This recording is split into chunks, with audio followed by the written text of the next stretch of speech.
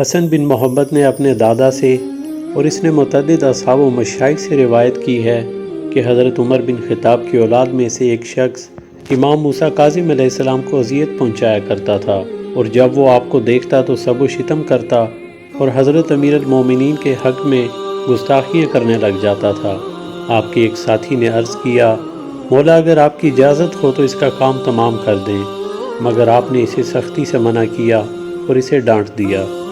اس کے بعد آپ نے اس کے پیشہ کے متعلق دریافت کیا تو آپ کو بتایا گیا کہ وہ مدینہ کے قریب زراعت کرتا ہے، اور آپ اپنی سواری پر بیٹھ کر اس کے پاس گئے۔ اس وقت وہ اپنی کھیتی میں کام کر رہا تھا۔ آپ اپنی سواری سمیت اس کے کھیت میں چلے گئے۔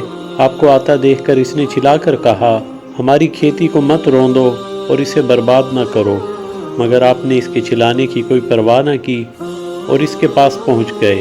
اس کے پاس پہنچ کر آپ سواری سے اترے اور اس کو خوش کرنے اور ہنسانے کی کوشش کرنے لگے۔ آپ نے اس سے پوچھا، جس کھیتی کے اجڑنے پر تم چیخ رہے تھے، اس پر تمہارا کتنا خرچ ہوا ہوگا؟ اس نے کہا، اس پر میرے 100 دینار خرچ ہوئے تھے۔ حضرت نے فرمایا، تمہیں اس کھیت سے کتنی پیداوار کی توقع تھی؟ اس نے کہا، میں غیب کا علم نہیں جانتا۔ حضرت نے فرمایا، میں نے تمہاری توقع کی بات کی ہے۔ اس نے کہا، مجھے اس 200 دینار آمدنی کی توقع تھی۔ امام علیہ السلام نے ایک تھیلی اس کے سپرد کی جس میں 300 دینار تھے، اور آپ نے اس سے فرمایا، دیکھ لو تمہاری کھیتی اپنی حالت پر بدستور موجود ہے، اور اللہ تمہیں تمہاری توقع کے مطابق اس سے زیادہ رزق عنایت فرمائے گا، اور یہ رقم بھی اپنے پاس رکھ لو۔ حضرت کا یہ حسن سلوک دیکھ کر وہ شخص کھڑا ہوا اور اس نے آپ کے سر کا بوسہ لیا اور اپنی گستاخیوں کے لیے حضرت سے معذرت کی، اور آپ اس کے پاس سے مسکراتے ہوئے اپنے گھر آئے۔ راوی کا بیان ہے کہ شام کے وقت جب آپ مسجد نبوی میں گئے تو وہ شخص بھی بیٹھا ہوا تھا۔ اس نے آپ کو دیکھ کر کہا، خدا خوب جانتا ہے کہ اپنا پیغام کن لوگوں کے حوالے کرے۔ یہ سن کر اس کے احباب اس کے پاس پہنچے اور اسے کہنے لگے، تیرا کیا قصہ ہے اور تیرے نظریات میں تبدیلی اچانک کیسے آ گئی؟ اسے قبل تو کچھ اور کہا کرتا تھا۔